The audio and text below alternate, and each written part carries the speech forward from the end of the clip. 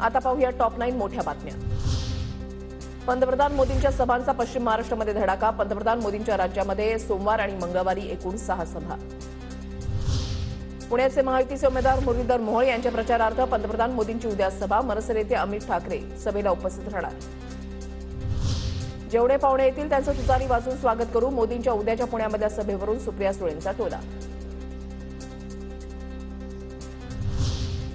मवियाच्या उमेदवारांकरता आज आदित्य ठाकरे कोल्हापूर आणि हातकणंगलेमध्ये तर उद्धव ठाकरेंची रत्नागिरीमध्ये सभा।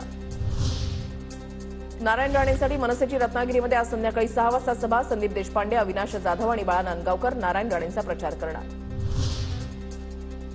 मुख्यमंत्री एकनाथ शिंदे सांगलीच्या दौऱ्यावर। धैर्यशील मानेंच्या प्रचारासाठी शिंदेंच्या 3 सभा होणार।